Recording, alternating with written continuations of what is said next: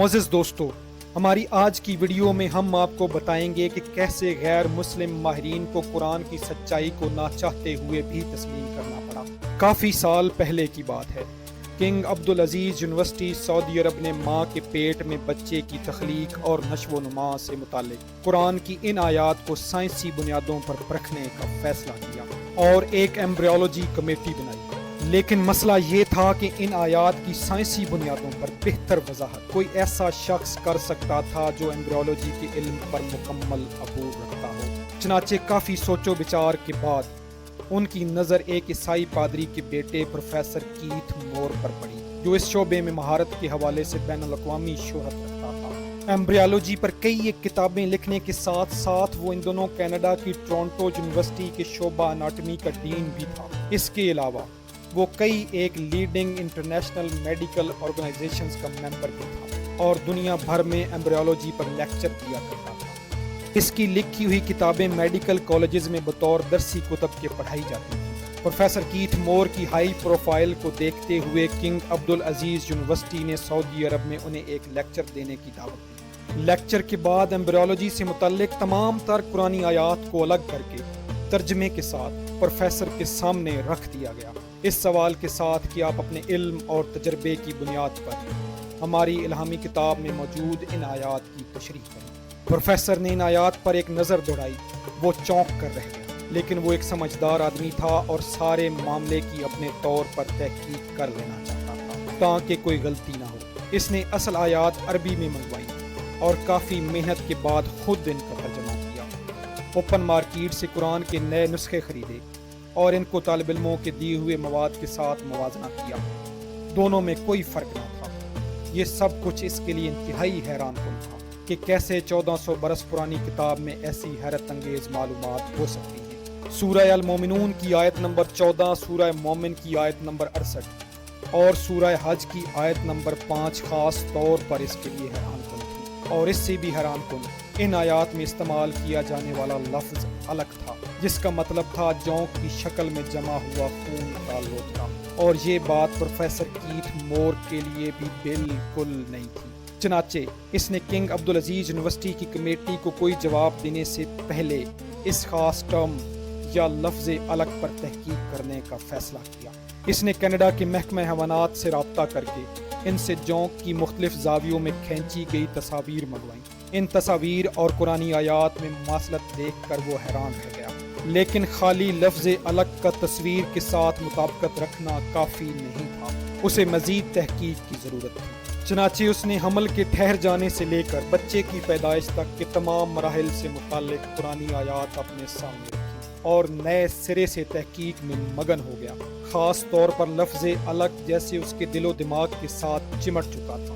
معزز دوستو، قرآن مجید میں کئی مرتبہ دہرائے جانے والے لفظ الگ کو بہتر طور پر سمجھنے کے لیے ہم آپ کو بتاتے چلیں کہ عورت کی اووری میں سے خارج ہونے والے انڈوں میں سے ایک ہی انڈا ایک وقت میں رحم کے اندر موجود ہوتا ہے، اور اس میں ایک خاص قسم کا مادہ پایا جاتا ہے جو کہ میل سپرمز کو اپنی جانب اٹریکٹ کرتا ہے، جس کے نتیجے میں میل سپرمز انڈے کو گھیر لیتے ہیں اور اس کے اندر داخل ہونے کی کوشش میں لگ جاتے ہیں۔ جیسے ہی کوئی سپرم انڈے کی بیرونی جھلی یا پرت کو اپنے نوکدار سر اور گردن کے ذریعے سوراخ کر کے اس کے اندر داخل ہونے میں کامیاب ہو جاتا ہے تو انڈے کی جھلی پھر سے سخت ہو جاتی ہے، اور سخت بھی ایسی کہ کوئی اور سپرم اس کے اندر گھس نہیں پاتا۔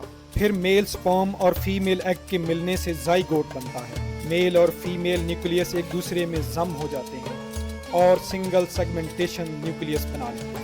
اس کے بعد تخلیق انسان کے وہ مراحل شروع ہوتے ہیں جن کا تفصیل کے ساتھ ذکر سورہ حج اور سورہ المومنون کی آیات نمبر 13 اور 14 میں موجود ہے۔ معزز دوستو، اب چلتے ہیں لفظ الگ کی جانب۔ میل اور فیمیل نیوکلیس کے ملاپ کے بعد جو نطفہ بنتا ہے وہ پھر دو مساوی خلیات یا سیلز میں تقسیم ہو جاتا ہے، جس کو بلیسٹومیر کہتے ہیں۔ اس کے بعد سیلز تقسیم در تقسیم کے مرحلے سے گزر کر خلیات کا ایک پورا جھنڈ بنا لیتے ہیں، اور سیلز کا یہ جھنڈ حمل کے 5ویں یا 6 روز رحم مادر یا بچہ دانی کی پچھلی دیوار کے ساتھ چمٹ جاتا ہے اور پھر وہیں سے خوراک لینے لگتا ہے۔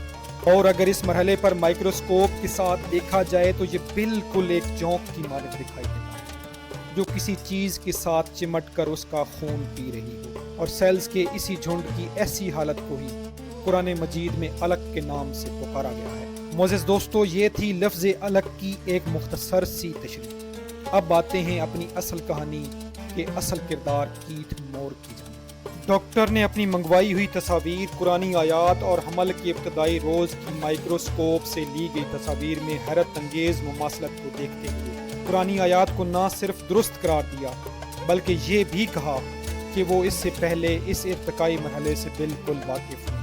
ان آیات نے اس کے علم میں بے پناہ اضافہ کیا ہے۔ اس نے قرآن مجید سے حاصل کی گئی ان معلومات کو اپنی کتاب بیفور وی آر بورن کے دوسرے ایڈیشن میں شامل کر دیا۔ اس نے اپنی کتاب میں لکھا کہ جن معلومات سے انسان چند سال پہلے تک واقف نہ تھا وہ حیرت انگیز طور پر 1400 سال پہلے سے قرآن میں موجود ہیں۔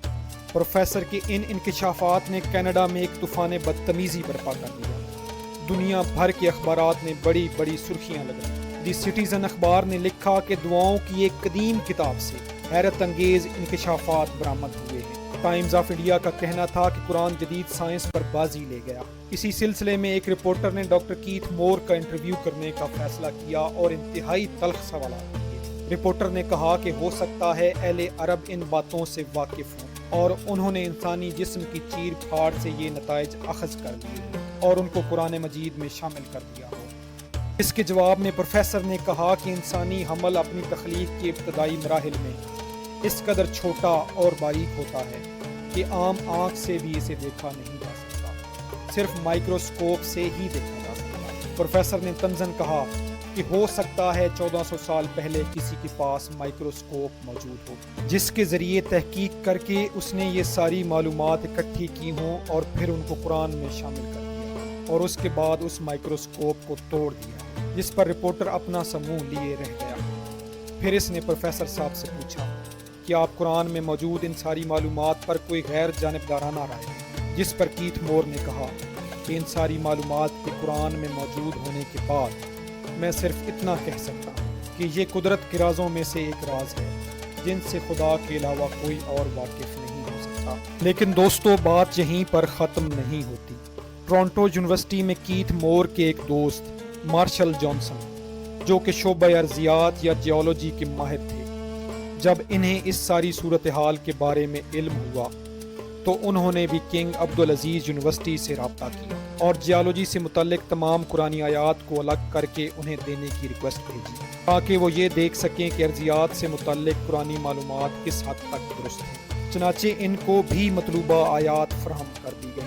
پروفیسر مارشل جانسن نے بھی اپنے علم اور تجربے کی بنیاد پر ان آیات کو درست قرار دیا اور یوں خدا کے کلام کی حقانیت خود اس کے مخالفین نے ثابت کر دی، کیونکہ وہ کوئی بھی اس میں جھول تلاش نہ کر سکے، بلکہ قرآن میں دی گئی معلومات ان کے علم اور تجربے سے بھی زیادہ ایڈوانس تھیں۔